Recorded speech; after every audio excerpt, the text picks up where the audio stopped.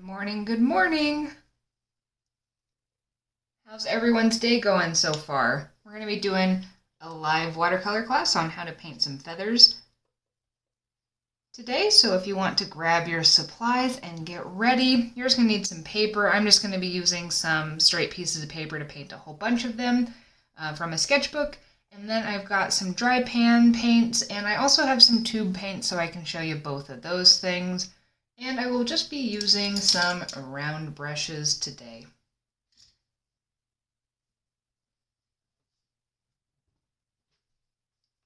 How's everyone's day going so far? Hello to South Texas.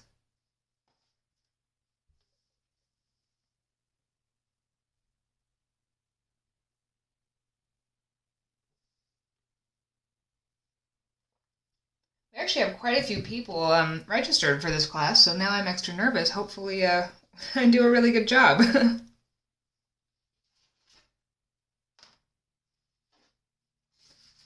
going to be painting a variety of feathers and just doing a whole bunch, so I'd recommend you have at least like 1 or 2 pages just to kind of play around and see what works for you. Good morning in the UK. This live is only on TikTok right now. I do usually post it elsewhere a couple days later, but for now, we're only on TikTok right here.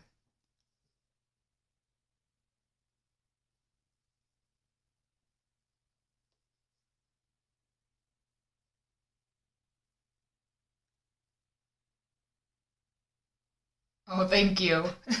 Yeah, usually we only get about 30 people registered, so when I saw the numbers this morning, I was a little extra nervous. Evening there. Yeah, well, it's midday here. It looks like we're going to have a really nice day. It's going to be kind of sunny and hopefully a little cooler than normal, or it has been.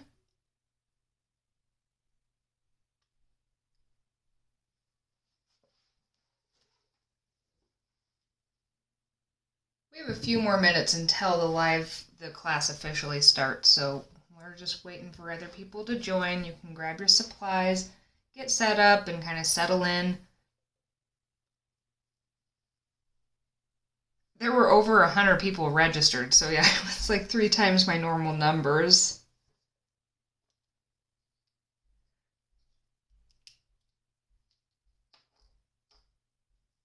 I don't know how many people will actually join, you know. I know things come up and it's sometimes hard to make the time.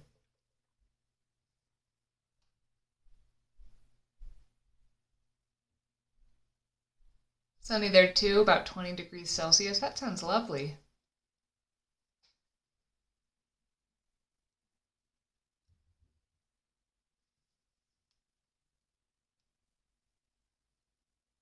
You might also want a pencil for this. I am going to kind of be talking about the general shapes of feathers at the very beginning of this, and I'm going to kind of show you how to sketch them out. I don't always actually pre-sketch when I'm painting them, but just in case you prefer to do it that way, I will be kind of doing a little drawing demo type thing. I'm just going to be using, I've got a variety of different brushes. So I've got a size 8 round brush. I've got a 10 one of these, the black velvet one that really moves super fluidly. And then I have a size 10 round brush. These two have tack-on bristles that are a little stiffer. And I'm just going to be kind of playing with these 3. You really just need one round brush that's got a nice tip on it. But you can use whatever brush you want to as long as you can make thin lines with something and then fill in some areas with darker lines too, or more pigment basically. Hello, hello. And I will be demonstrating both with some tube paints, and I'll kind of take turns between dried pan paints and tube paints in case you have one or the other. This is probably a better tutorial or subject matter to actually do with pan paints, but it can definitely be done with both. Hello, hello.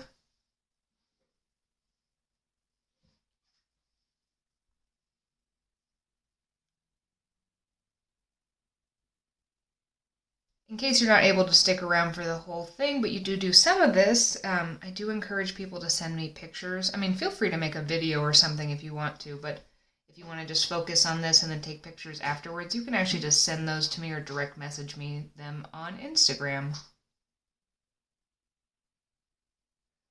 I do have two Instagrams. I've got Lacey Walker Art and Rebel Unicorn Crafts. I'm kind of preparing to merge those two because I can't even hardly manage one Instagram account with also doing TikTok stuff. It just seems a little overwhelming. So I'm going to push those two together sometime in the future. I think I'm going to move everything over to Rebel Unicorn Crafts. So if you want to send it to one, that one's probably the better one to do.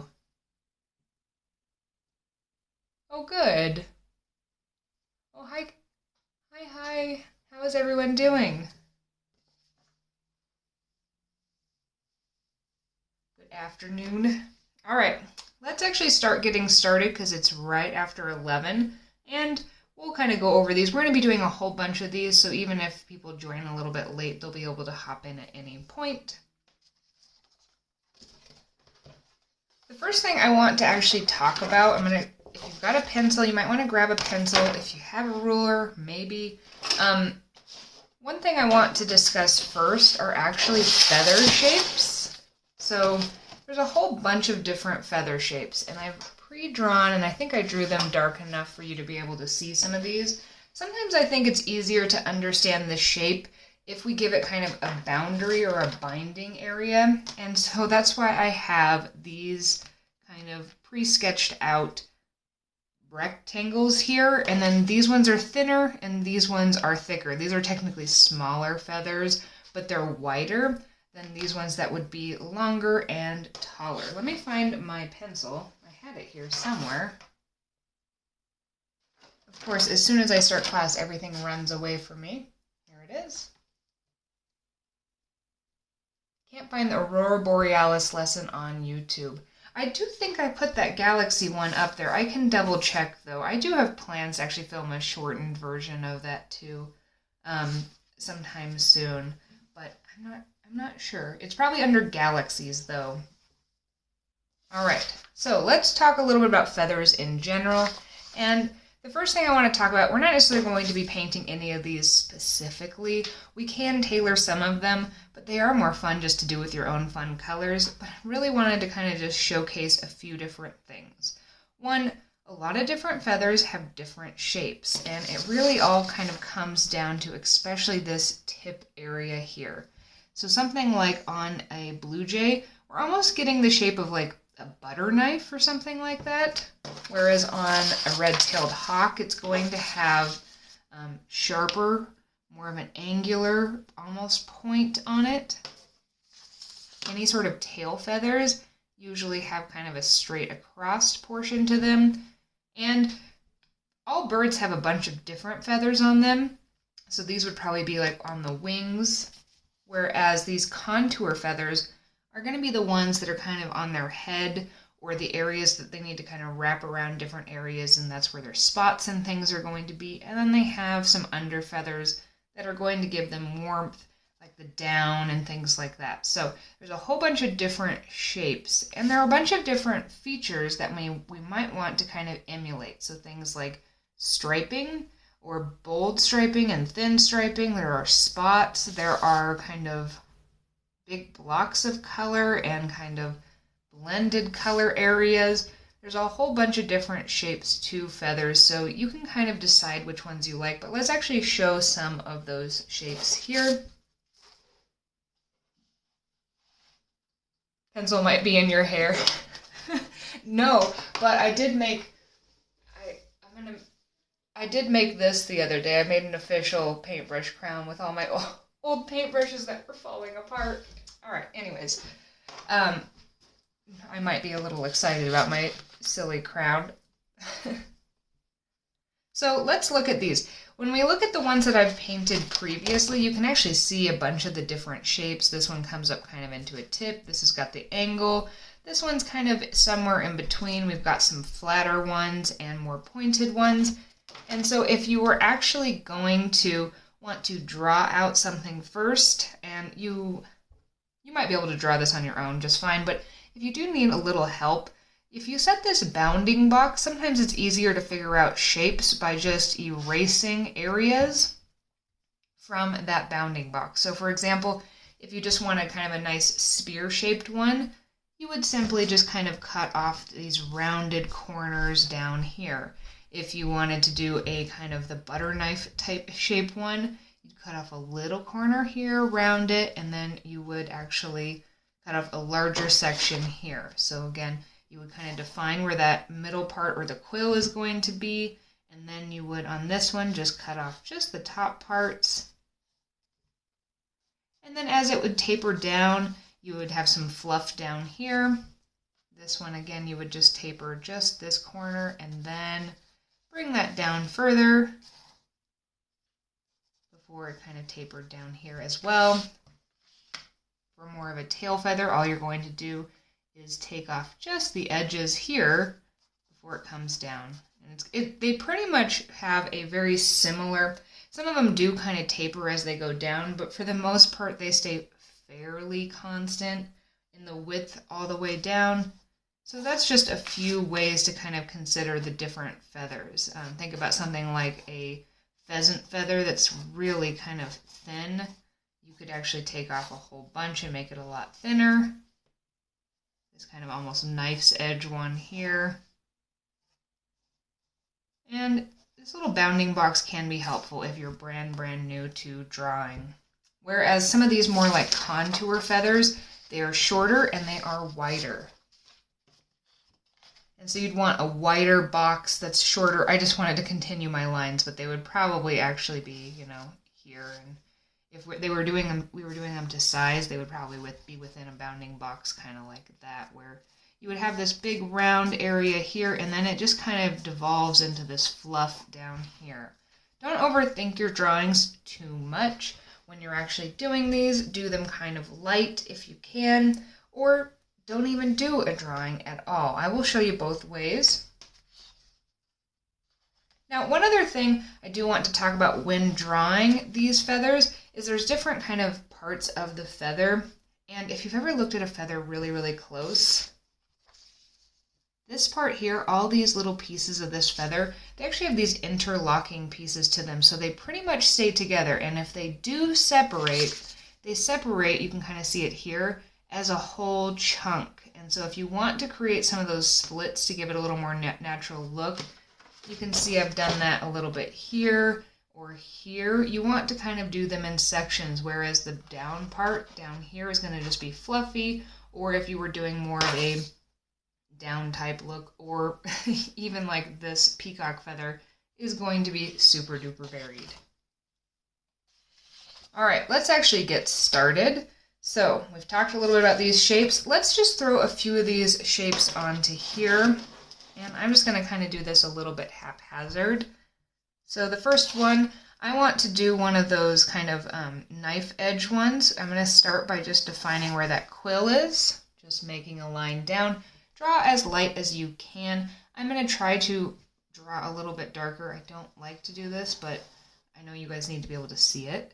Then I'm going to just up here, I'm going to define kind of a little rounded area, bring that down, and then I'm going to follow that line all the way down with that quill, taper it just a tiny bit towards the end, then define where maybe some of that fluff is going to be, and this is going to pretty much be my entire drawing for this flower. So, feather, not a flower. Then the next thing I want you to do is, if you've got some mixing wells, let's just do kind of a fun colored, some more solid colored one that we can then maybe do like a bit of a gradient on and add some additional details. And we're going to kind of work up to some more complicated type things. So the first thing we're going to do is grab a mixing well. I've got one here. I've got my dried pan paints here. Let me see if I can get everything in frame for you. I have pre-wet these, and there is space technically in this to actually mix up, but I need to clean that off. And then what I want to do is choose whatever my color is going to be. Let's go for a blue, and you can do this either just with water, you can fill all this in, but if you're brand new to kind of filling in wet areas with just water, it is a little hard to keep track of where you've put your water. So one thing you can do is actually mix up a super light color that's going to be almost like your white, but it's going to have enough pigment to where you're going to be able to track this down. So I'm going to mix up just a really light blue, just dark enough to where if I were to actually put it down, I'm going to be able to see where I put this. We want to wet the whole body of this flower or feather. Oh my goodness, let's do it. Start a count on how many times I say flower instead. But if you can, you do want to try to leave some white space for where that quill is going to be, because it'll give it kind of the illusion of light hitting it. As well, it's typically a lot lighter than the rest of the feather. So choose one side where you're going to go all the way up to your drawing line and one side where you're going to leave some gap. And just go ahead and paint in. You can be pretty wet with this. Fill that in with a super light color that's going to be complementary to the colors you want to put in the feather. For this one, I'm just going to be kind of doing a bit of a, it's going to be more blue towards the top than it will be at the bottom. And it will become lighter towards the bottom. Now, even with this light color, we can go ahead and just kind of lightly touch and just give a few little squiggles. Be real loose on this. Just kind of allude to the fact that there's some extra stuff happening here. I've got a little hair stuck in there. I guess it's stuck for now. And we want to, this is where the wet on wet versus wet on dry is going to start to factor in. For this first one, it's not super important because we just want there to be more saturation on one area. We just want to make sure everything is nice and wet though, so that when we do pop in these extra colors, and I'm just going to drop straight in to this color. This is kind of similar to a Prussian blue. This is the Stuart Simple Culture Hustle palette, so it has silly names. And then I'm just going to, while everything is still really wet, just going to touch this at the top and just let this kind of bleed into the rest of the feather. I'm going to leave it about there. I might even wash my brush off. Shots for every quote-unquote flower. Or sips of coffee, depending on if you're in the morning. If you want to control this a little bit, you can wash your brush off, tap it so it's just damp, and then you can actually kind of influence by soaking up a little bit of that color so that you can kind of stop some of that transition a little bit, and you can kind of feather it in. I went outside the lines here, so I'm going to clean up some of those up here. You could even, if you wanted to further emphasize this fluffy area down, take that slightly darker color and actually just going to grab it from right in there. And I'm just going to kind of use the tip of this to kind of allude to some darker areas in there. So this is where we actually get to do a bit of play with stopping the water, figuring out how to soften those transitions if you want to. If you like them to be a little harsher, that's totally fine. Maybe you even want to consider darkening just right along the edge here to kind of give some contrast between where that center quill is. And I went a little too far, so let's just kind of lean into that a little bit. And add in a few little pieces down here. I'm just kind of trying to allude to some of this happening down here. Now you could try to keep this perfect by continuing to kind of influence the direction in which this color is going to flow. Soften those edges if you want to, you don't have to. Now I'm going to try to cover my pencil line on the other side by doing the same thing I just did there.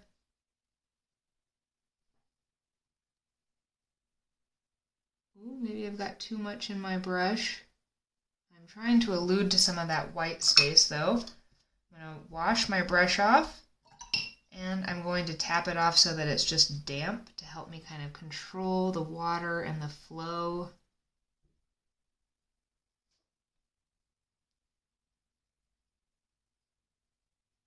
I'm just trying to create a little contrast between the sides and then where the center quill is going to be. And then I'm also going to kind of define just where the end of this quill is down here, just using that same color. You could use more of a cream-based color if you wanted to. Do you blot the color before you put it down? I feel like I have too much water. You can. So let me show you one thing. Let's take one step back before we continue to move on. And I need to find a scrap piece of paper to show you this. All right, so I've got some paper here. I'm going to grab a light source, and I'm also going to darken this color just so you can see it a little bit more. Let's just put some purple in there. All right, I'm grabbing a light source, and I'm going to put a bunch of water on this piece of paper here. So what we're learning today is a few things. One, what happens when we introduce other colors into wet areas, and at what wetness level do we want things to be to achieve different desired effects? So I'm going to make one square here, and let's make a second one over here so that we can have two different areas that are different wetness levels. And I'll try to control this. Now, the next thing you want to do is, if you've got too much water, you want to dry your brush off and just lift that up so you don't have, well, I don't know, sometimes it looks kind of neat if you leave a little extra water. That's fine in this lesson. But grab a light source and then figure out where it's reflecting. So let's make this one a lot wetter. And see how when it reflects the water, you cannot see the texture of the paper as much.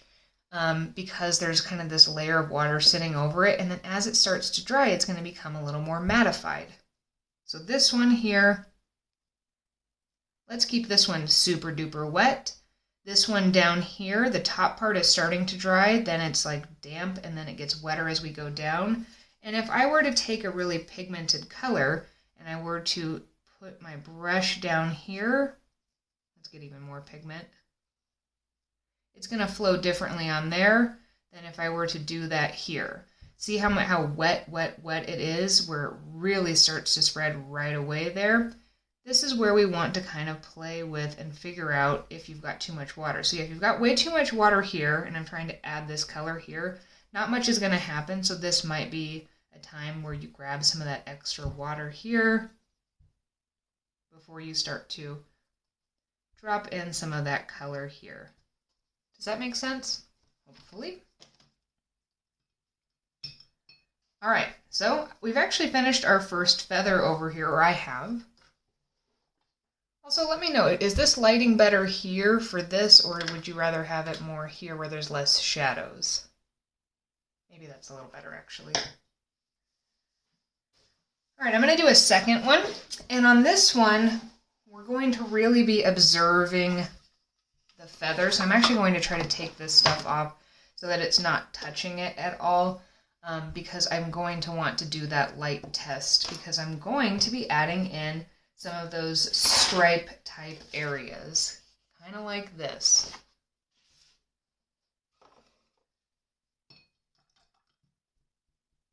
Let's actually make this one more of a brown feather in case there's anybody who likes more realistic colors or muted colors.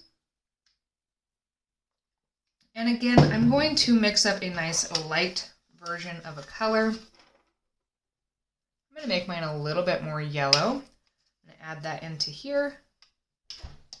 Let's see how dark that color is. I want it to be a little lighter, so I'm going to add in a little more water.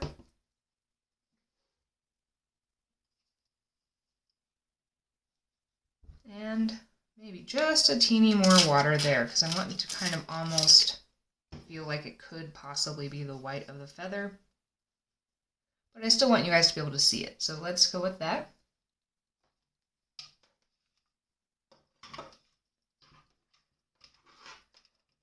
And for this one, I'm going to go for kind of that tail feather shape. So if you remember, first I need to grab that extra water from there. If you remember the tail feather, it starts and it's flat on the top. It does have a little bit of a curve on the top here. And then it comes down, and it is a little more angled than most of the other feathers.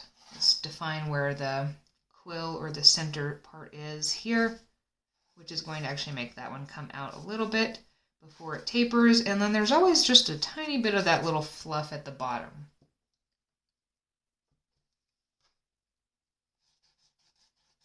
I'm going to erase that mark that I made just to make sure. Then I'm going to do the same thing I started with before. Oh no. All right, I've got some pigment on my hands. It's all right. It's going to go fine. I'm going to load my brush up with that really light beige color I just made, and again I'm going to choose one side where that color goes all the way to that center stem. I'm going to put this on here, and my colors might look a little wonky. I think I actually have a bunch of pigment on the bottom of this that I'm accidentally depositing onto this paper, but I'm just going to go with it, go with the flow. And I'm going to bring this all the way down, and then on this side I'm going to do my best to leave a small gap in between where I'm wetting and that center quill or stem area. Again, I'm going to just give it a little fluff, allude to some of the fluff down here. Remember, your brain actually likes to kind of fill in the gaps. I'm also going to bring that quill down in that direction. Then this is where we want to really play with how wet is my paper, because we want this to be just a tiny bit shiny but pretty mattified before we start adding in our darker colors. So let's go ahead and get our light source again, so you can see this is still a little bit too wet to really the reason why we're trying to let this soak in a little bit but not too much is we want the edges to be softened, but we also want a little more control over the water flow. So I'm waiting for this to get a little more mattified. While I wait for that, I can actually kind of prep and make sure that the colors I want are going to be available. You could either mix it up in here, or you can just grab single pigments. I might just dip into this color, which in my Stuart Simple palette is called Butt Nugget. That's kind of a nice, almost like a burnt umber type color here. All right, let's check on the dryness again. And again, I'm depositing all sorts of colors everywhere. And you can actually see how more mattified it is. This means I'm going to be able to add in that color more easily, where it's going to soften on the edges, but it's going to stay pretty much in place. All right, so I'm going to grab some of this color here. And for the tail feather one, I want it to be concentrated kind of up here, because there's usually a kind of a darker spot here. We're thinking almost like of a red-tailed hawk. So you could actually throw in maybe a little bit more of a burnt sienna type color up here that's got a little bit of, or a red-brown that's got a little red in it.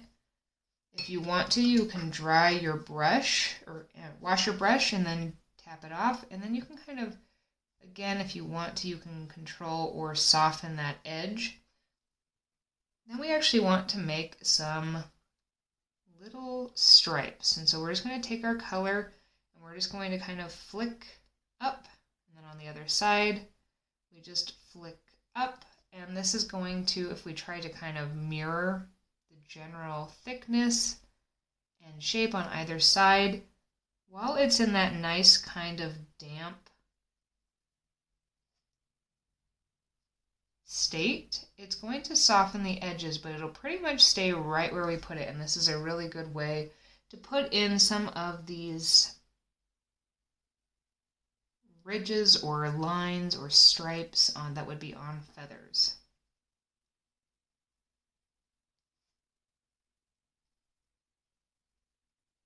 And you'll notice if it's starting to get a little bit too dry in certain areas, like it was probably a little too dry there, but I think it works pretty well there.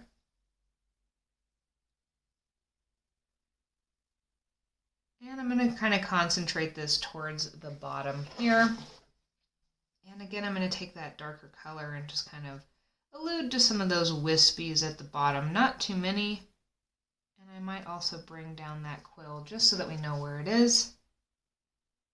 If you need to, you can make your quill a little bit thinner. Mine was pretty thick, just by adding in a few details. And that's going to create those kind of soft ridges there. I feel like it would actually be better to have maybe one more up here. But this is your feather, so you can make some decisions on this. Now you can also play with adding in additional colors in here. So if I wanted to pop in a little bit more of that kind of reddish color to kind of give it a little more dimensionality, I have too much pigment on and not enough water in my brush, so I'm just going to tap a little bit of water into there. Give myself a better mixture, and you can kind of tap those in while everything is still kind of wet to kind of blend those together. We're blending kind of in real time.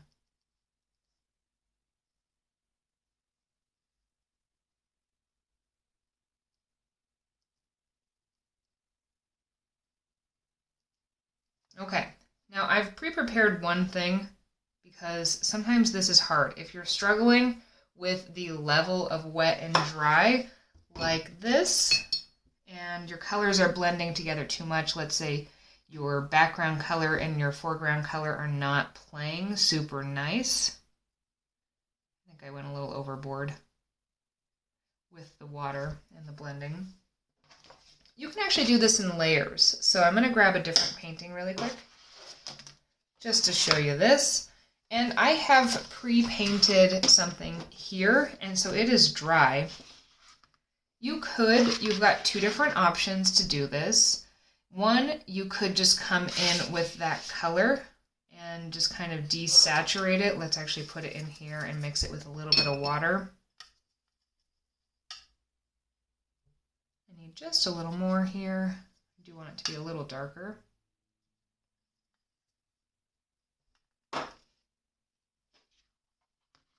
And you could come in and just paint in if you're not liking having to wait for those colors or for the paper to dry and you're just having trouble. Or maybe you just like the more defined look of working wet on dry.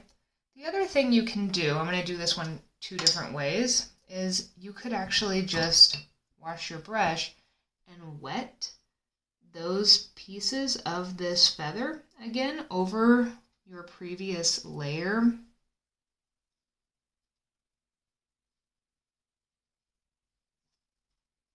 And then add those in if you still wanted the softened parts. Again, you want to wait for that to dry a little bit more. But towards the top, it's going to obviously blend in a little bit more, and towards the bottom, it's going to kind of become desaturated. The things happening on your sheet are frustrating. Oh no, so what is happening on your sheet? Let me see if I can try to kind of recreate it, and then see if we can figure out how to fix or modify it.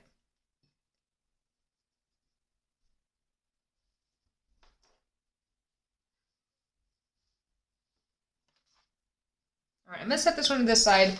And this one I was doing earlier, it definitely needs a little fixing because as it has sat, it has kind of melded together. So I'm going to grab some more of this pigment and mix it into my little thing here. And it sat for a little bit, so I should be able to darken some of these areas. It is still, all right, I'm going to do something I don't recommend you do, but this is still wet enough that, see, if I actually touch it, it's I can move it around, but it's not so wet that it's going to really reflect the light so much right now.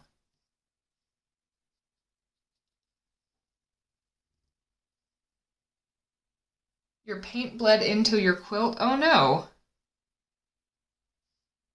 Are you working from the couch? I'm adding just some darker colors because I wanted some higher contrast on this one.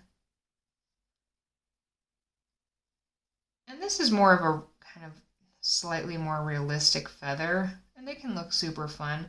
But I will say that every time you try to, especially if you're just learning and you're trying to really emulate something, you're going to become more frustrated. So what I recommend doing is working in maybe an unfamiliar color palette, something that's going to force you into just kind of going with the flow. Oh, it bled into your quill? That's okay. That's totally fine. If it bled into your quill, it's okay. Sometimes you can see, if you look at some of my other ones, notice that in some areas there is, some areas there isn't, and that's totally fine.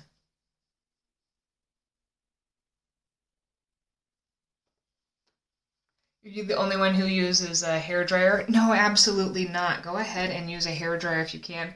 I try just not to do it on live because it's loud, and I don't think there's a mute button for me. So there. So that's another feather. Let's get back to doing just a little more fun, a little more funky, and I'm actually going to kind of switch over to using some of the tube paints in case somebody is using tube paints today.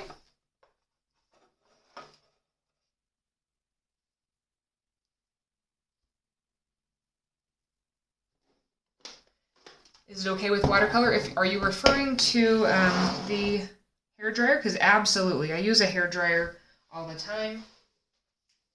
See, right next to my right next to my desk. All right, what color do we want to do for this fun feather? Do you want to do a gray one, a blue one, a purple one, some other color? Let me know right now.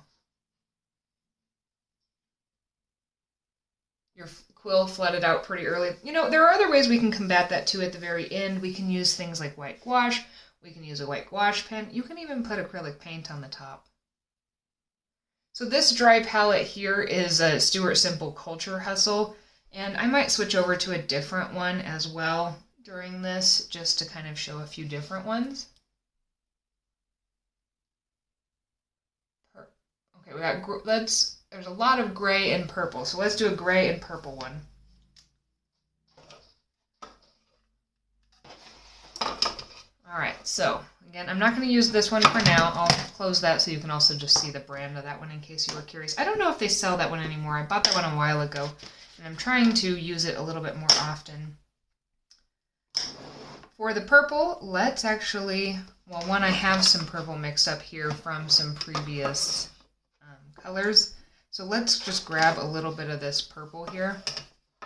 This purple I made by mixing quinacridone magenta and using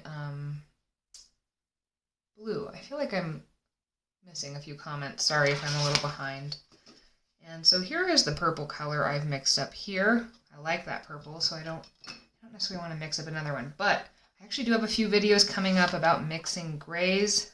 And let's actually do that in real time because there are a bunch of different recipes for mixing a gray color. And we might want to choose one that has kind of a nice undertone that's going to be complementary to this one. How do I feel about watercolor paintbrush pens? I feel fine about them.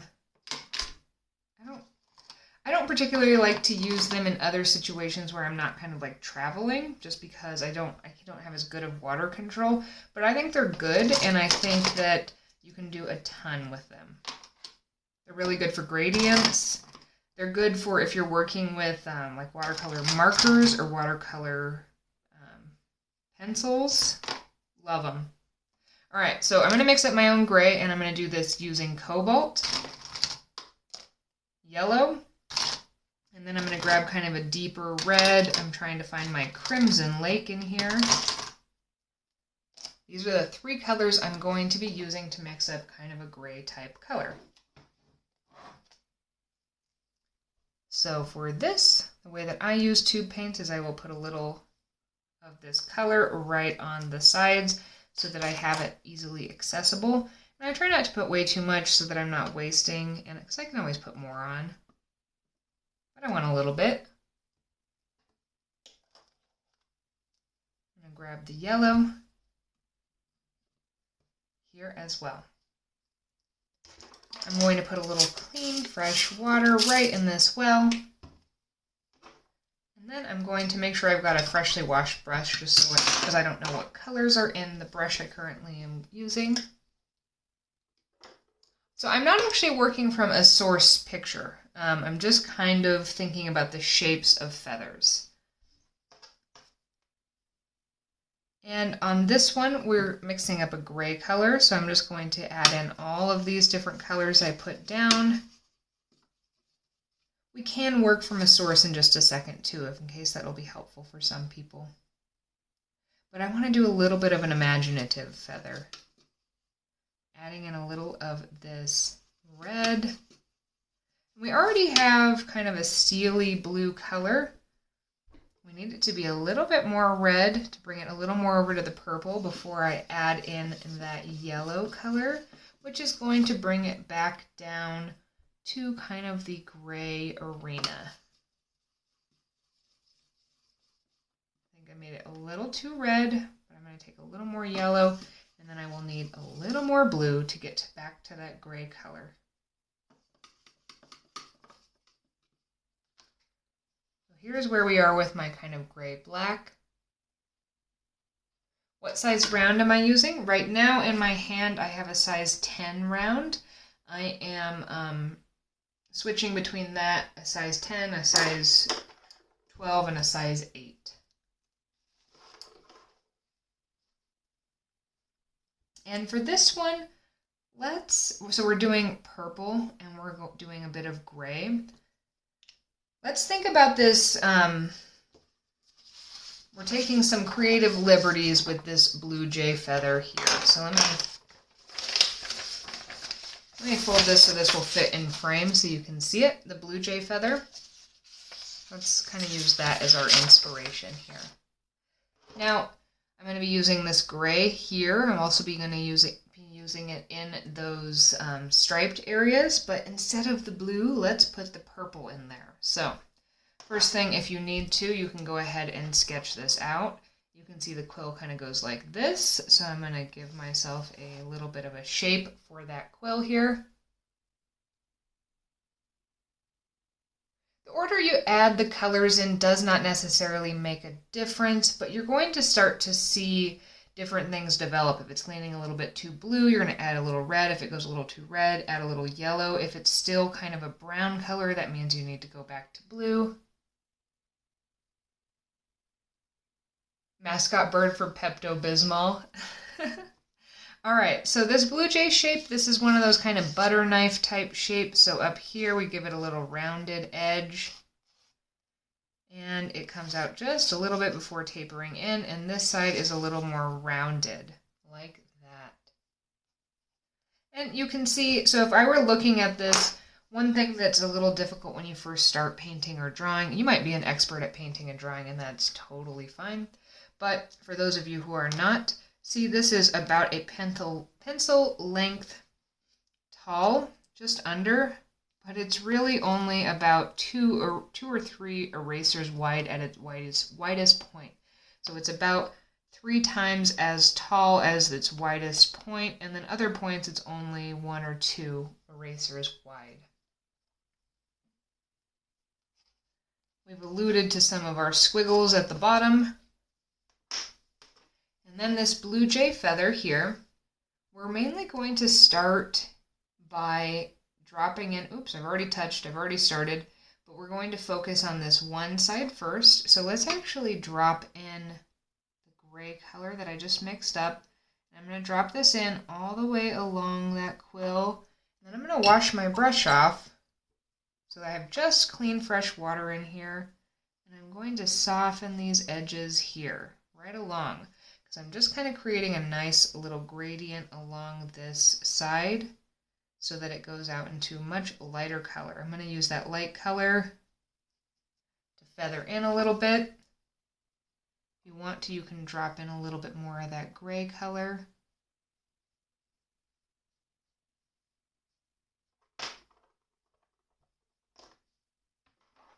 For this one, let it dry for just a little bit.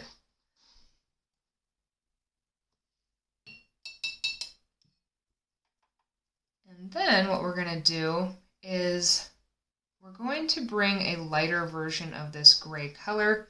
So you can either do this kind of with your brush, or if you want to be sure that it's going to be a lot lighter,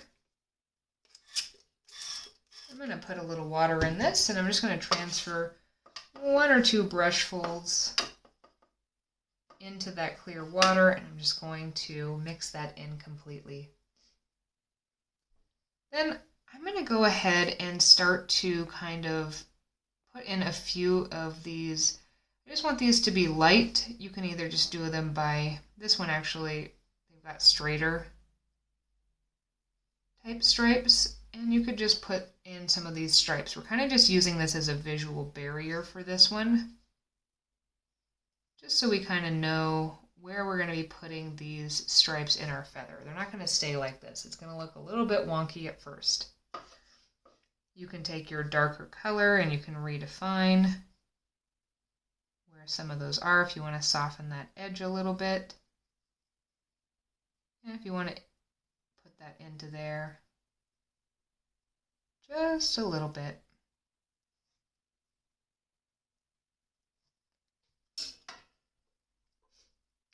If you're struggling with these current feathers, the next ones we're going to do are going to be, we're going to allude to different, we're going to make it a little bit easier on ourselves by doing some kind of imagination feathers and things that you can just kind of do whatever you want in order to achieve what you are trying to achieve. Now this one, it's okay if the quill itself gets covered, because notice how that quill or the center stem is actually a black color. We can use that to our advantage in this one. Hi, Frida. All right, again, I'm going to be using a blue for this instead. So I'm going to, or sorry, purple instead of the blue. I'm going to grab my purple here, and I'm just going to, whoop. All right, too wet. That's what happens when things are too wet. This is the portion of the lesson where I show you what not to do. And we can work with it. So let's just go ahead and actually put some of this purple in. I've kind of got to just go with the flow at this point because I've kind of overcommitted, obviously, to that purple color. And I'm going to do a combination of putting this here.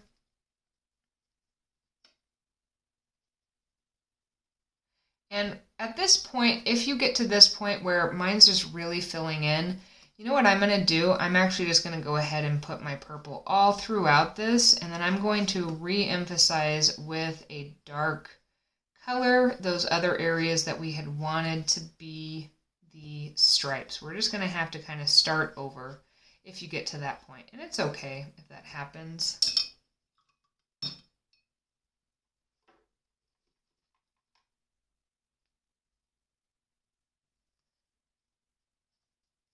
Yes, exactly. I am kind of like an free art teacher. I want everybody to be able to do art. I mean, I do lessons and I do charge for some instances, but I like to bring it to everybody else too. I don't think art is just for people who can afford it. And that's why things like TikTok artists and YouTube artists exist. All right, so I've obviously had a bit of a blunder on this one. Let's look at how I'm going to fix this.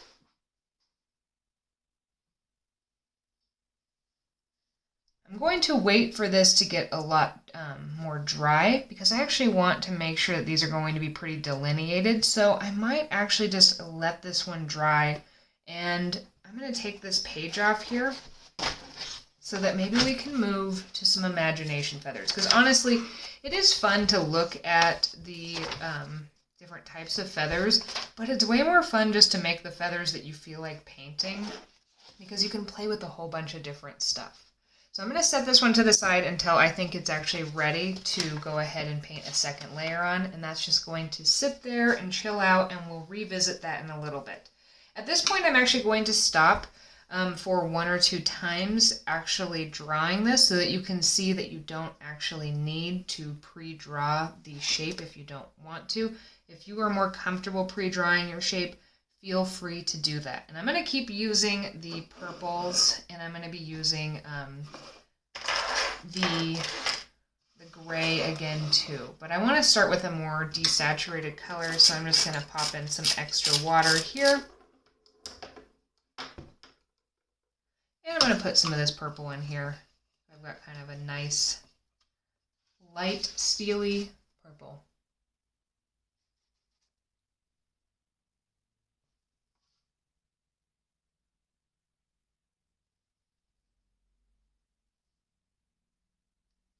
Yes, we have to embrace, sorry, I feel like I'm a little behind on the comments. We do have to embrace the mistakes. And you're going to make mistakes in watercolor. That's one of the things I really like about watercolors. It takes away so much control, and you have to work within the bounds of what is going to happen with it so much more than a lot of other mediums that it makes you kind of a little bit, you learn how to like think a little quick on your feet on how to resolve or how to use what the watercolor is doing for you. Okay, so let's add in some really fun elements here. And let's actually, if anybody has any white gouache or white watercolor, you're going to want that for this one. You can also do this if you have a color that's easily separated by lighter colors or by water. So if you have more like a granulating type watercolor, this would be really good for this. Because we're going to add in a few little polka dots. I'm going to use this light purple color I just mixed up, and I'm going to start by, again, I'm just going to define where that quill is going to be. It's just going to give me a sense of how large it's going to be, and then I'm going to just kind of decide the tip shape is the next part I like to do, and for this one I want it to be a little bit more pointy, and I'm going to make it a little messy at the top, because let's pretend like we found this feather, and it's just kind of a little frayed on the top. Then again, I'm going to define the shape of this, and on one side I'm going to meet that quill all the way up. On the other side I'm going to try to avoid parts of that, and I'm going to make that about the same size on both sides. Bring this all the way down. If your white area is a little bit too thick, you can go in and add in a little bit more. If they accidentally touch, oops, that's okay. I'm just going to have mine touch so that you can see that it's okay. And once it gets down to about this point is where I'm going to really end that taper and give that little fluff here. Almost less is more down there.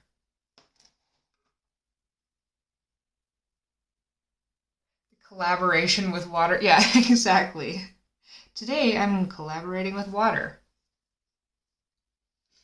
All right, so let's say we've got this like here. Sometimes there are fun little dots on this, on feathers. So if I wanted to add in dots that were a lot lighter, you could try to preserve those. You could do something with masking fluid, or you can do something like add in a much darker color. Wait for it to dry a little bit. Just enough to where when you drop the other colors in, it's going to kind of hold its shape. I want even more pigment up here. This is an imagination feather. If anybody knows a bird that has a feather that looks kind of like this, that's great. Let me know. But it's better sometimes to just go with your imagination. See, I'm actually going to close that one off a little bit towards the top, that quill. Then I'm going to kind of soak up a little bit of this water just so it's not standing, so I'm not having to wait for quite as long. I'm going to wash my brush off. I'm going to tap it off so that it's just damp. And then depending on your color, once this gets a little bit more dry, let's check the dryness level here. How much reflection are we getting? Quite a bit.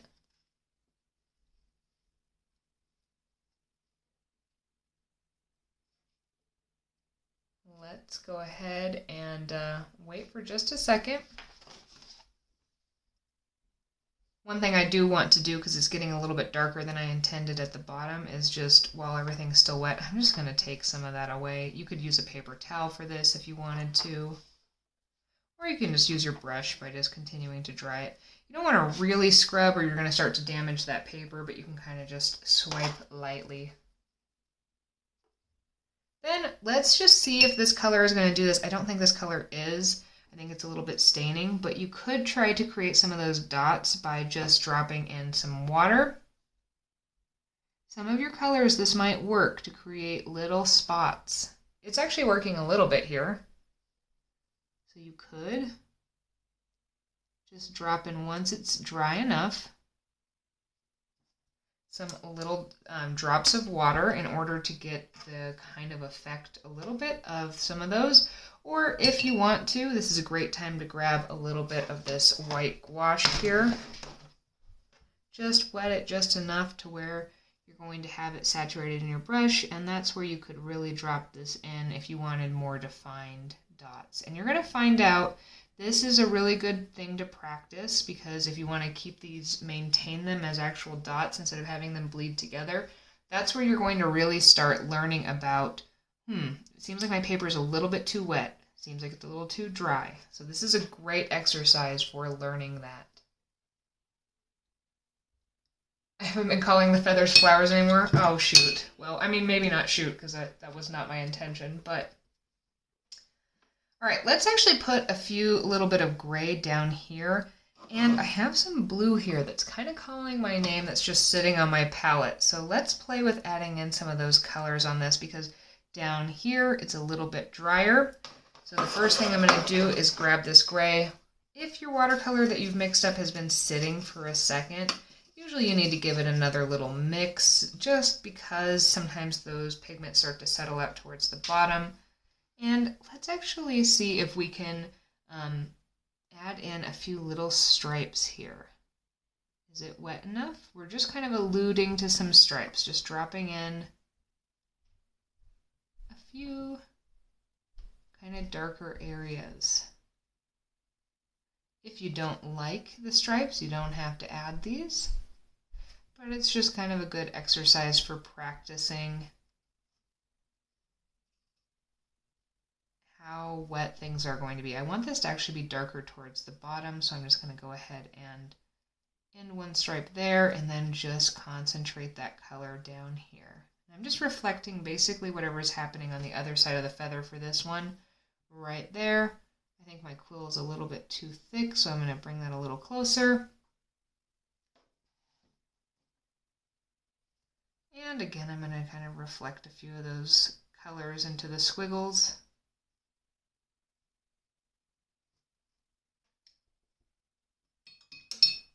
And I kind of wish I hadn't done that. This is a little bit of a lesson in not overworking it,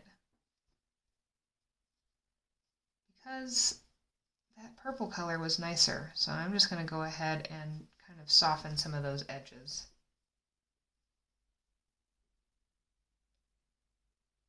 All right, I'm definitely starting to overwork this one a little bit. You can see I'm starting to get a little bit of pilling on the paper, so I need to step away. And we're going to actually bring back into frame the previous failure feather.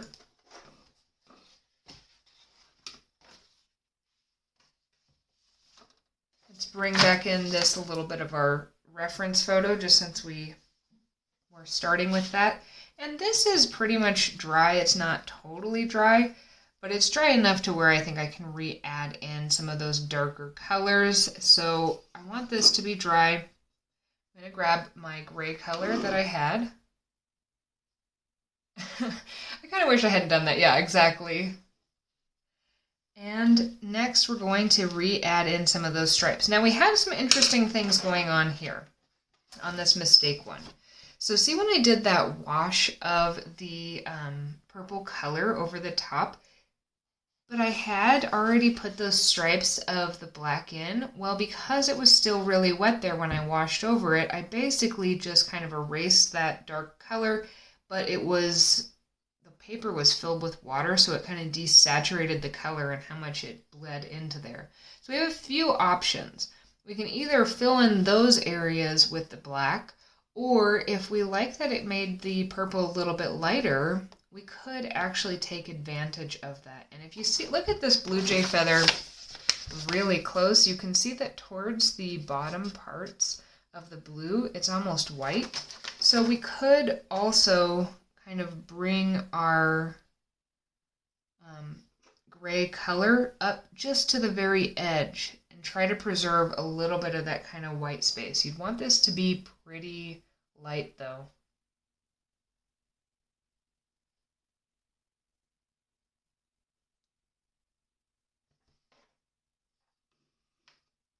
All right, I'm definitely getting lost in the comments, sorry. If you want to add more color or more dimension to the quill, you're going to need to do a few things, and I'll go over that in a second.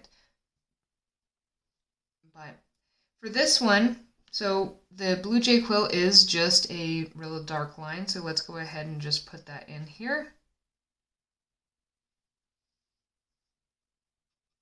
I need this to be a little bit darker and a little more saturated, so I'm going to try to mix up more of that saturated color here. There we go. If you want to use Payne's Gray, that's totally fine. No shame in Payne's Gray, but just in case you wanted to learn how to mix your own colors. And then what I'm going to do is I'm going to start making these stripes here. So again, I'm going to put them, they're going to go all the way in. And I kind of want mine to have a little bit of a rough edge, so I'm using the tip of my brush to kind of define these, just because I think it looks a little bit more natural, but if you don't want to do that, that's totally fine too. You could make them a little bit more straight across. I'm going to continue to do this. I'm trying to leave a little bit of that kind of covering most of the desaturated area, but I'm leaving a little bit towards the top. Let's just fill those in. And again, this is one of those ones where I kind of messed up on, so we're just troubleshooting. Create these stripes.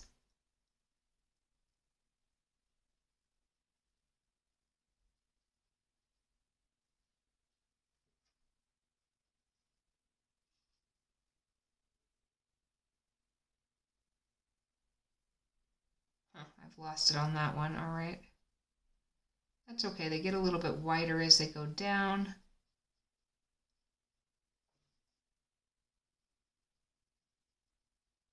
And that's going to be my last one I do there.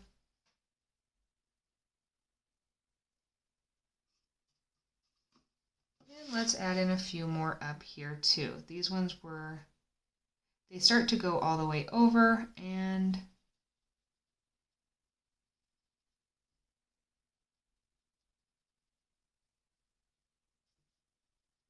go all the way across the top. And then there's this just real dark area that goes all the way down here. We want to kind of re-emphasize this area here.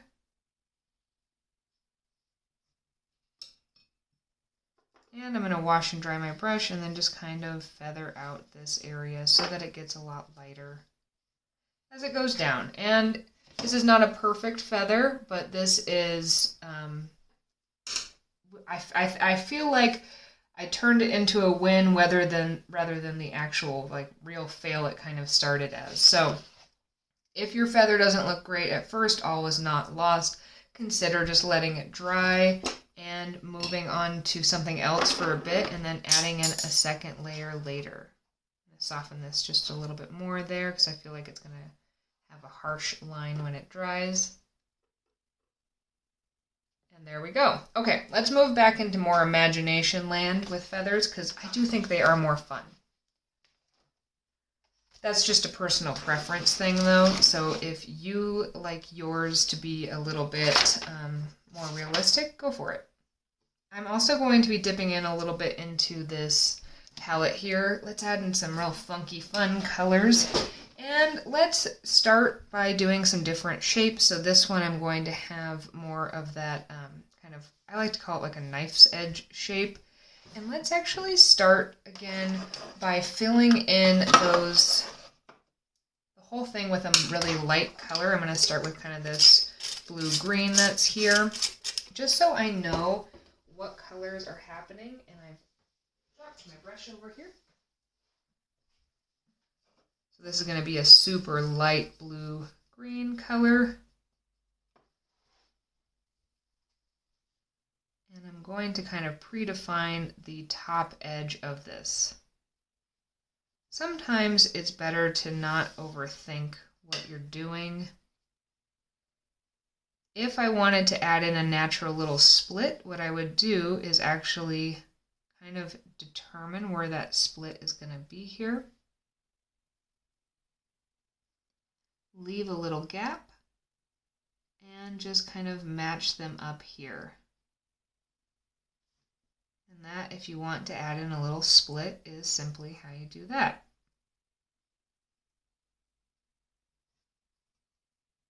Sometimes adding that split in is what does kind of give them really the feeling of a feather.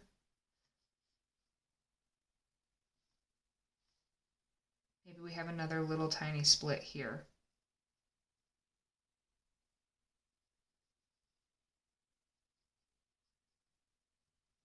And then we just fluff at the bottom. Fill that in. And then I'm going to start popping in just some fun colors. Maybe this one's a little more pigmented towards the bottom. So let's just grab some of this. This is kind of like a cerulean type blue. And let's just pop that in towards the bottom while it's still kind of wet. Maybe there's a few of those fluff areas that have a little bit of that color. If you wanted to, you can really put this down here. You can kind of emphasize where those split areas are. This is my imagination feather. Perhaps there's a slightly different blue that's kind of popped into a few areas, maybe one that has some slight purple undertones to it, just to give it a little variation. And maybe this one has some of those dots at the top. It's still just a little bit wet.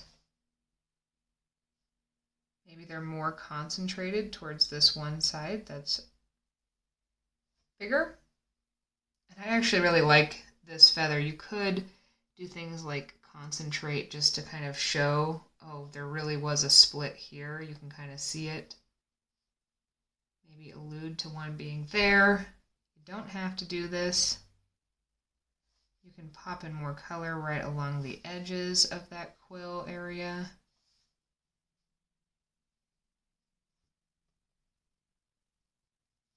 And you can also kind of just pop in the bottom of your quill here. Your feather looks like a banana.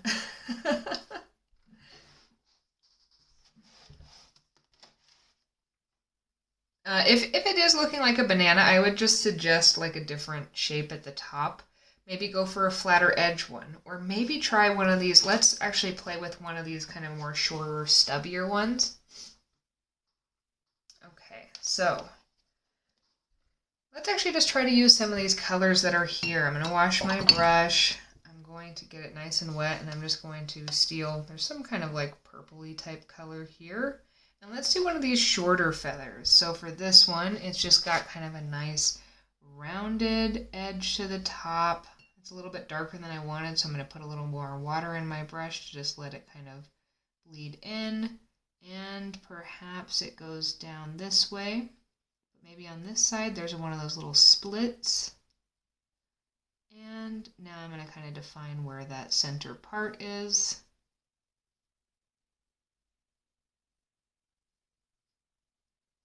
And I'm just filling this in with water and a little pigment. And right around here is where it's going to really start to get real fluffy. This one's a lot more fluffy than the other ones because this is one of those contour or kind of under feathers that really just pokes out for a little bit of color almost. And then let's grab some of these other colors just here. This is a great time to just play with a whole bunch of different colors maybe that you have sitting on your palette and just have a little fun. Maybe on one side of this feather down here, it actually is a little bit of this kind of green color. You could also play with trying to get some of those blooming effects by just dropping in some water to give it a little variation for you if you wanted. Maybe over here it's basically that same color with a little more blue, and maybe there are a few of those spots. If you like the spots, you don't have to add them in.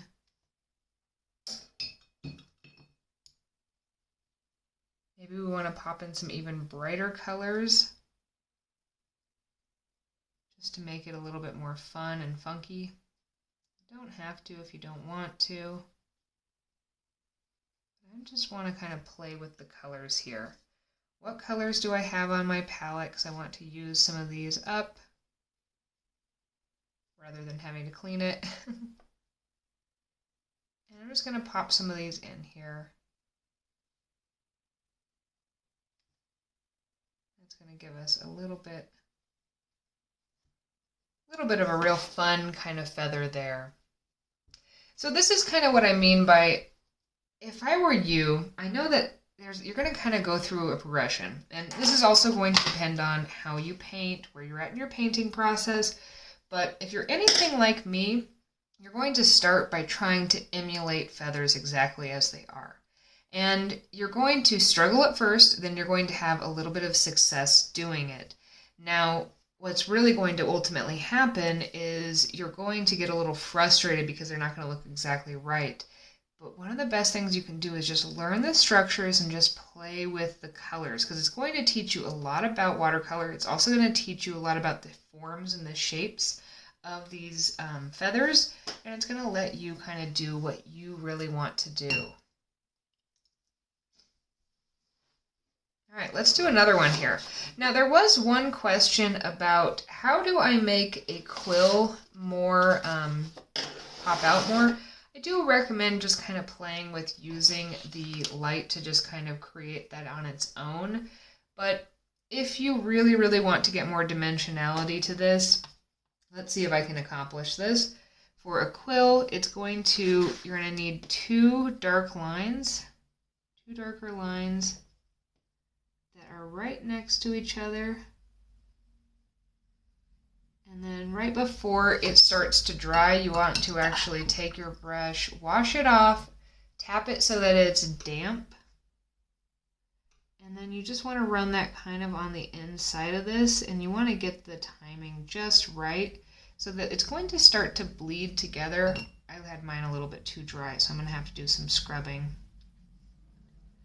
But what you want to get are the sides are going to be darker, the middle part is going to be the light part. And if you get this just right, I'm going to grab some more pigment to stick on the side since I've got everything nice and wet.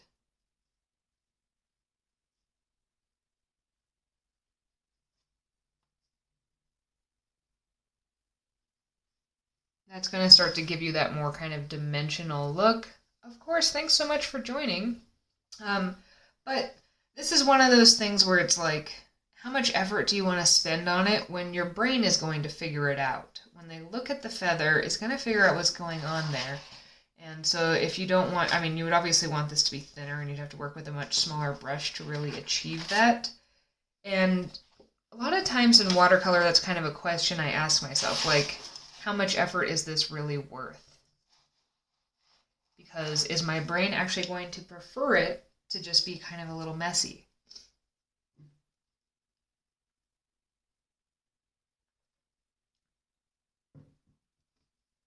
All right, let's do, okay, we're really going to go off script here a little bit. I've got a review of these coming up. I don't know if Rare Hollow is on the call, but I did buy the Uli neon ones. Let's see how these blend together. I tested these the other day. I've got a video coming, and I did really like these, but I haven't really played with how much they blend together. So let's see what happens when we do this. And on this one, I'm going to be doing some stripes, and maybe I'll try to layer with some other watercolor too so we can just see. Update on a banana. Looking more like a feather. Were you trying to do kind of like a goldfinch feather, or did you have a specific bird of inspiration, or you just like yellow? All right, I'm going to start off with a base color of, let's do this super bright color. Or no, let's do kind of like a parrot color. Thinking parakeet. I'm going to start with this green. And this one, I'm going to have more of a tip on it. Look at how bright this color is. Kind of a rounded tip. Define that center part here. And then let's actually pull this down, create a bit of a gradient, see if we can do that with these colors here. And let's actually shift to a different color and see what happens. Oh my goodness. I don't feel like the camera really shows this super well. But it's so bright. It looked like a blue banana split. You added a curve. Yeah, sometimes it's kind of fun to add a curve in. But yeah, they can. I mean, we are making kind of oblong shapes, so they could look like bananas.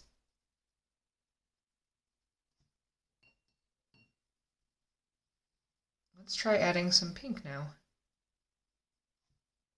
Trying to get these to kind of bleed together a little bit, not too much.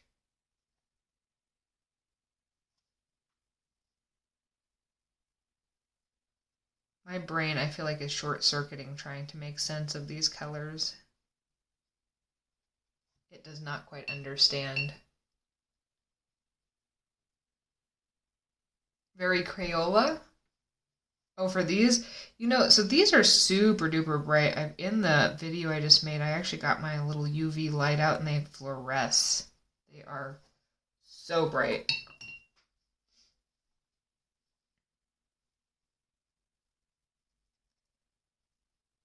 I'm still waiting. I'm going to order some more of the Crayola non-washable ones because I tested the washable Crayolas and I did not like those. But I've been told that the non-washable ones are really good. Alright, so this one is using those fluorescent colors. Let's see what happens. Can I pop in some color into other ones? Oh yeah.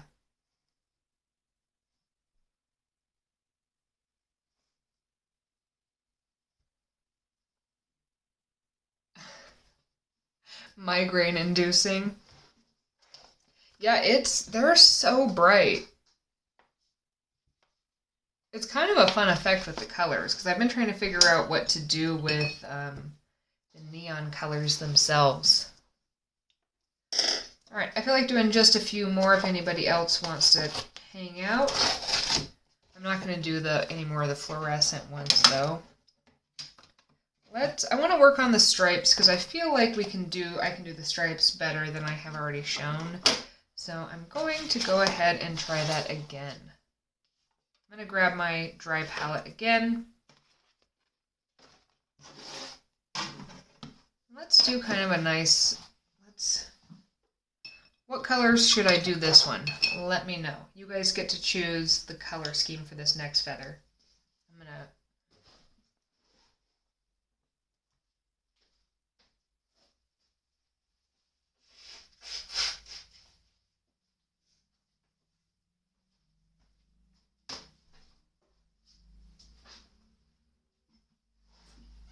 Any requests for colors? Do you want greens or a natural color one? Okay. We can do another natural one.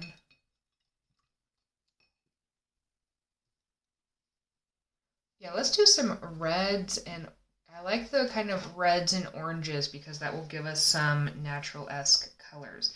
And let's actually switch over to a completely different palette that I can actually refer to some of the same colors that you guys might have.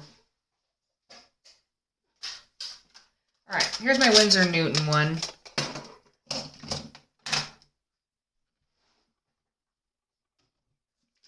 going to pre-wet these colors here and here too. I can use whatever colors are kind of already in there. I'm going to grab this. This is, I think, burnt umber for kind of our natural color, but let's bump it up and let's make it a little bit more red. I'm going to use both this red, and I'm also going to grab some of that vermilion to create more of kind of a reddish orange type color.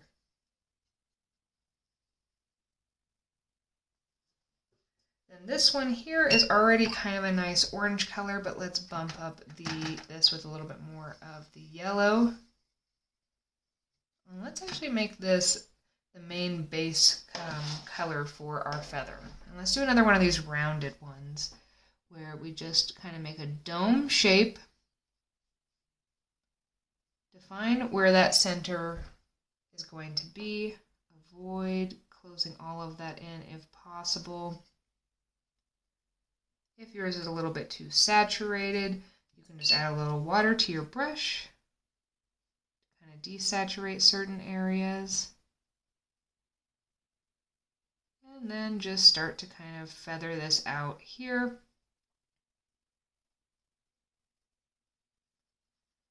Because these shorter ones get real fluffy at the bottom, but you do want to preserve some white space. And then the quill goes down there.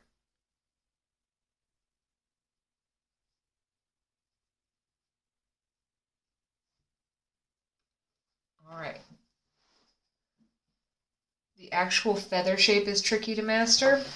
Yeah, this is, if you guys want, I can show a video of kind of the drawing tips for the feather shapes, if that would be helpful, so that you have that as kind of a permanent reference. That's something I could probably film even maybe today.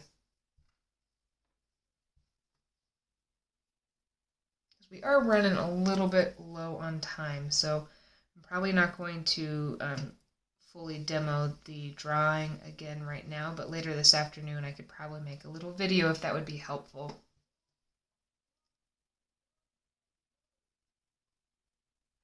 I can hear my neighbors playing with their kids outside.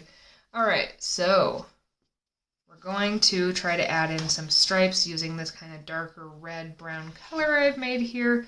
And I do want the tip of this to be kind of involved in the stripes, and maybe I even want it to kind of come down into a little bit of a peak. And what we're really playing with here is how dry are different areas. So we want them to be a little wet so that they do bleed together a little bit, but we want them to be dry enough to where they pretty much stay in the right place.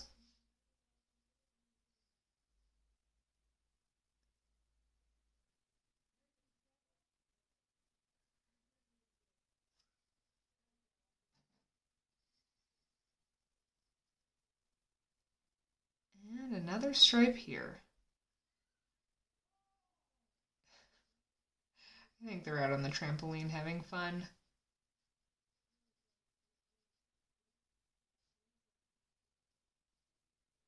And there, that is going to give us a nicer kind of stripe one.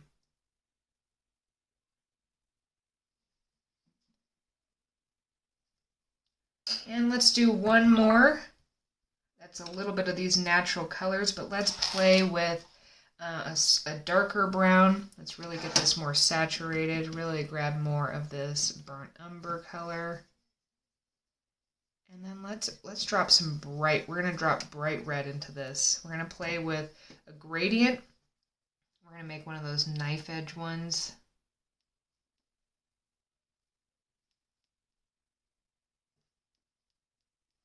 And I'm going to define where that quill is going to be.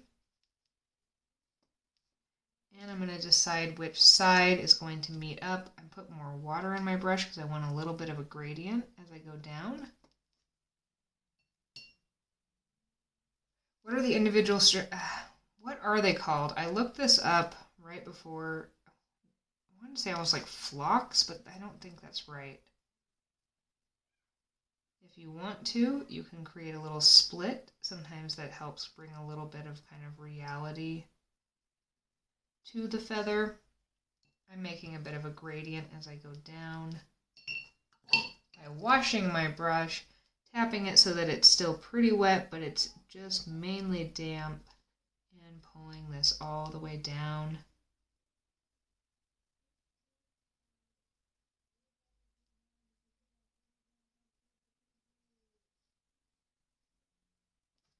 Making some of those fluff at the bottom, leaving a lot up to the imagination. And then I actually want this bottom part to be a little bit lighter, so I'm just going to try to drop in some water to kind of just lighten some of this, see if I can lift up a little bit of that color at the bottom.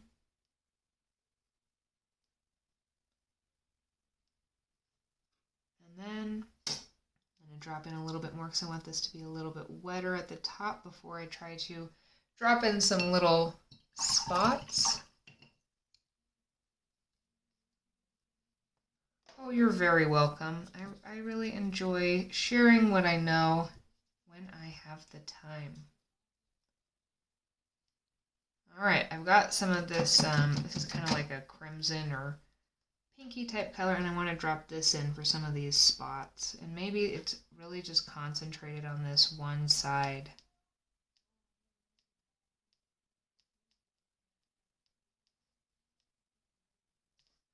Maybe there are actually a little bit of, I feel like some yellow would be good in here too.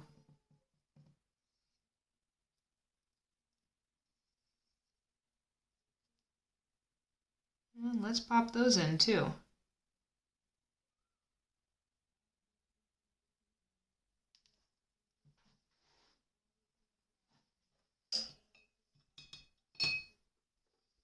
Okay, I think that's going to wrap up today's lesson. If you joined late, I am going to be making at least one video about painting feathers to post. I might make a few more. Other than that, you can actually rewatch this whole thing. I will download this afterwards. It usually takes me a day or two to do this, and then I will put it on YouTube so that if you want to rewatch it or you missed parts, you can go ahead and do that. It also gives you the opportunity. I know a lot of times when I'm trying to paint or learn something, I kind of just want to put it on in the background to see what people are doing, and then I want to put on like a show so I can just zone out while I'm doing it. So that will kind of give you the ability to do that too. If you want to, I love seeing what you create. You can send me pictures through well, I mean, you can send me a video that you make too through TikTok. I'm always happy to see those. But I know they're a lot of effort to make sometimes, so you can actually just send them to me on Instagram, Rebel Unicorn Crafts. Thank you so much, everyone, for joining, and I hope everybody has an absolutely wonderful day.